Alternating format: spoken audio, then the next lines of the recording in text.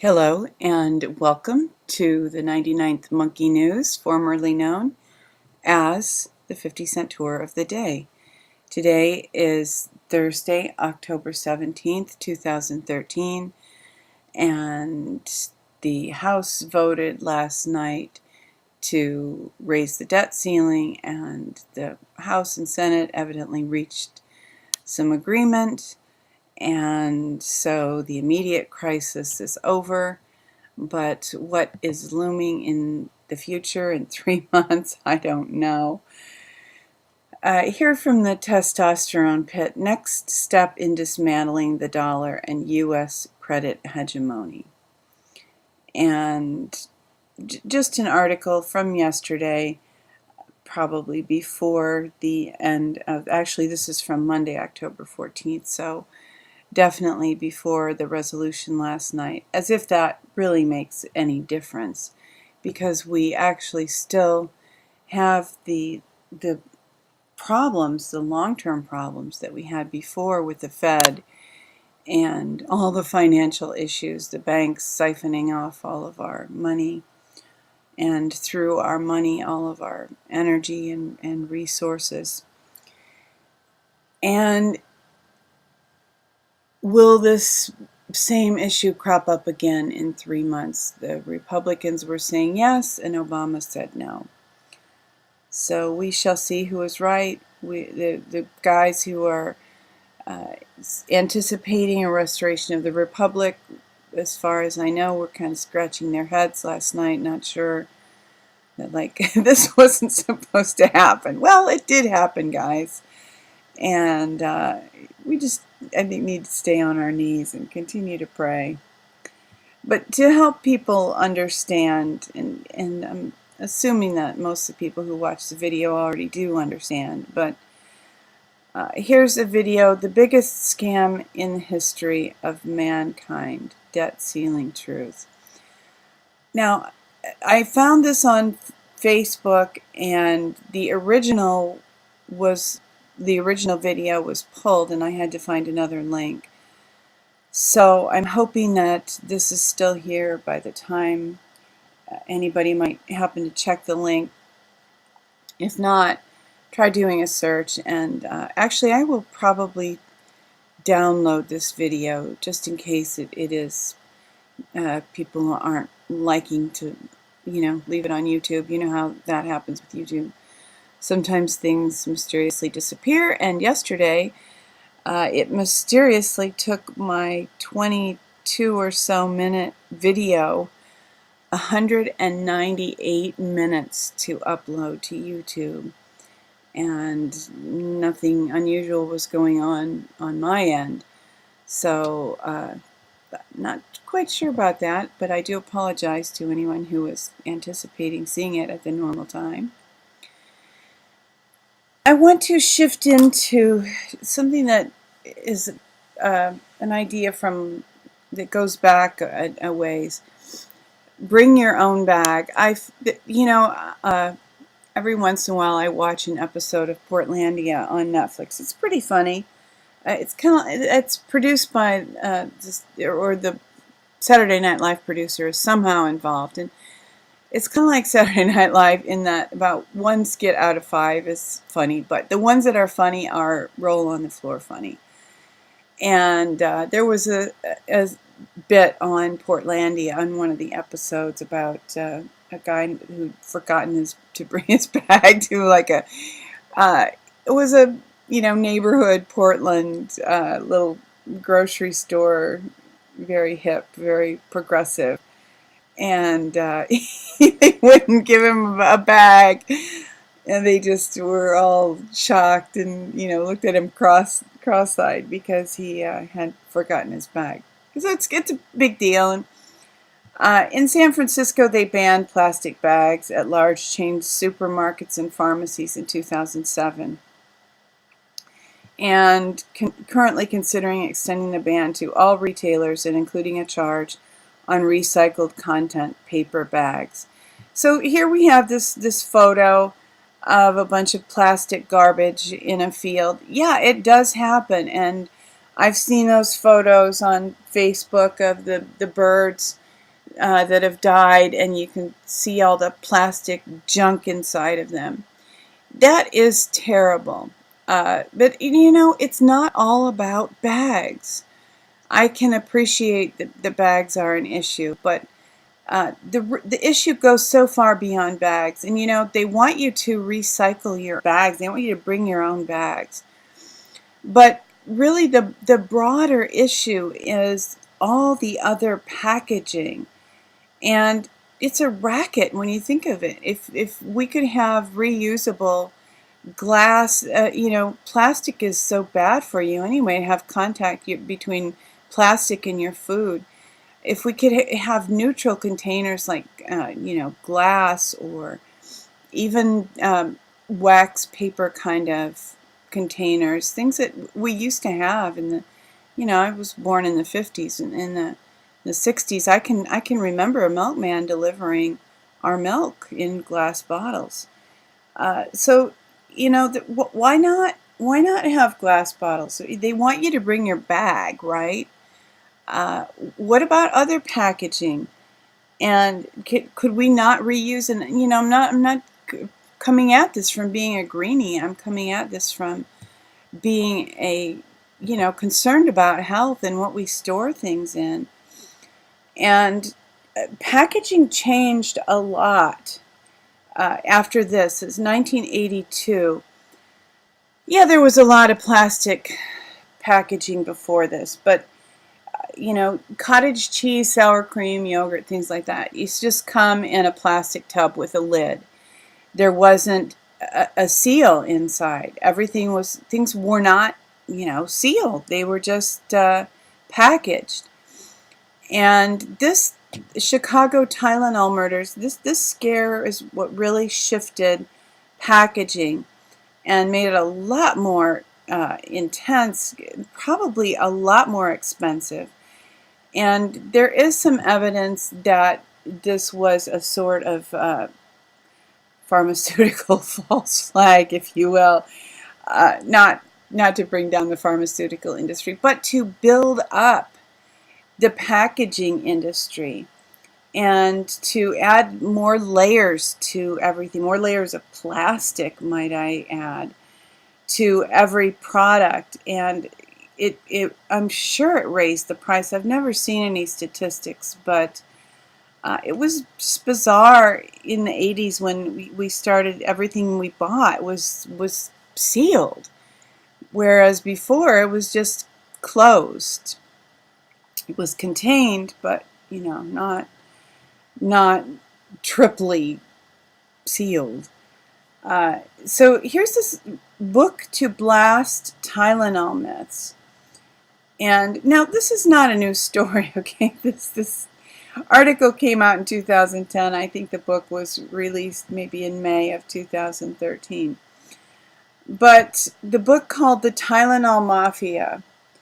And for those who are looking for a conspiracy to investigate, here's one that's a little off the beaten path right now, but still significant because several people died, and as this article states, although the case was settled, I think like a week before trial was due to start, fault was not adjudicated. Johnson & Johnson only offered a $100,000 reward, and the case is still open. So there's testimony stating that the seals, the kind of seals that they had in place at that time, were not broken. Michael Noter Nicola, in whose house Else Roth was staying, testified that the flaps to the Tylenol box were glued shut. The shrink seal on the bottle did not appear to be disturbed, and the foil seal further securing the capsules had not been broken. So Johnson & Johnson was, I mean, they alleged that the capsules were not contaminated with cyanide in the factory, because if they had been, the capsules would have dissolved within a fairly short period of time. Therefore, their point of view was that the capsules had been opened in some retail setting and tampered with, and the cyanide was added in the retail setting. So this whole thing, the way I see it, it's terrible. It's tragic that those people died, but this just really bumped up profits for the packaging industry, and most plastic packaging. I mean, plastic is made from petroleum byproducts. So this whole thing serves big oil. That's, to me, follow the money. That's where it goes.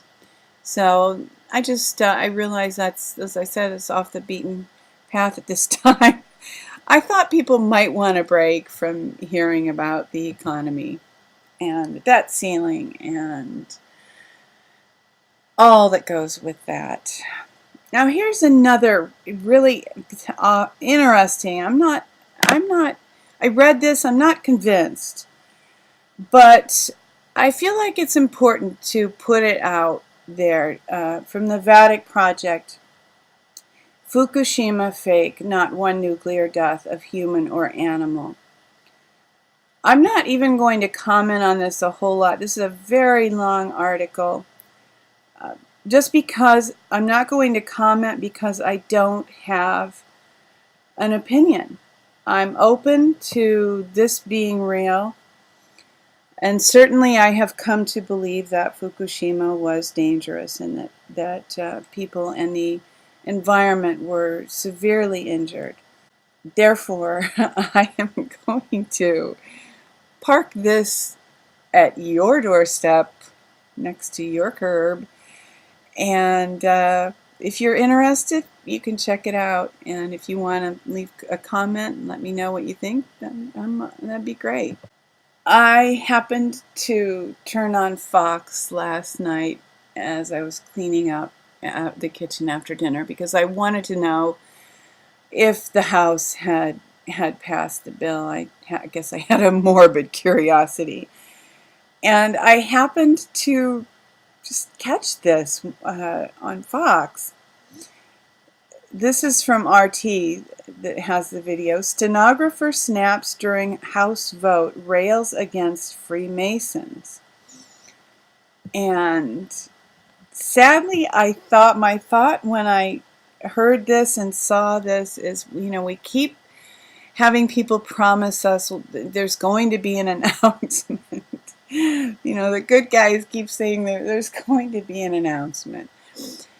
And as I watch this, I really do have hope for restoration of the constitutional republic. But as I saw this, I thought, oh, is this the best they could come up with? Is this the announcement from the White Hats or whatever? Just this lady, if you are unaware of this so far, she's a House stenographer. And here's what RT says: a confused rant on God, Freemasons, and the Constitution during a critical vote to raise the U.S. debt ceiling has seen a stenographer removed from the House of Representatives on Wednesday night. The woman, identified as Diana Rady, an official reporter with the Office of the Clerk, stunned House members when she took the Speaker's chair while the vote was in progress and said, "Praise be to God, Jesus Christ." What she said, there is some substance to it, and we can understand how somebody would, either do this honestly or and rationally or emotionally snap. I think that a lot of us have just been feeling under a lot of pressure, and I don't think this lady accomplished anything good, sadly, although I'm glad she tried, and, prophets have always seemed mad. So maybe I can't rule out that God really told her to do that, and she was being obedient. And Ezekiel wrote that God had told him that if you warn people and they reject your warning, then the problem is on them. But if you refuse to warn people, then you bear some of their responsibility for what they're doing. So, with that very heavy thought, I'll move to another very heavy thought. Executive Intelligence Review press release to stop genocide against the American citizens, name the crime and name the criminals. This is October 15th, and it's from Lyndon LaRouche, and it's an edited transcript of a meeting between Lyndon LaRouche and leading associates. Reading an excerpt here, Lyndon LaRouche, okay, the news of the day, and we're going to have a lot of news of the day here on this same subject. The news of the day begins with the patients mired in costly credit from doctors. New York Times this morning, front page. Now the question is, why did this appear featured in this way? Because the story is out, and some of you in this room have various aspects of the story, but you have to put all the pieces together and realize that you have a death notice hung on your door. And the article goes on. Lyndon LaRouche always has very carefully crafted thought and speech, and this is an interesting article, even though it's possibly not quite as relevant since it came out on October 15th, before the agreement between the House and Senate, but still very important. And now for the good news of the day. From Natural News, woman overcomes arthritis with raw foods, is no longer trapped in a system of medications. So many people suffer from arthritis. I'm hoping that you can pass that information along to friends and relatives who have that issue. And another Natural News article, because I think we need double good news today, at least. Kauai City Council slaps down Monsanto with unprecedented new restrictions on GMOs and toxic pesticides. All right, it can be done, and we are going to do it, right? We're going to achieve a constitutional republic. We are going to, in our lifetime, see liberty and justice for all restored, and maybe see the end of GMO foods. I can dream, can't I? Weeping may endure for a night, but joy comes in the morning. Hoping that you will love one another, take care, and insist on liberty.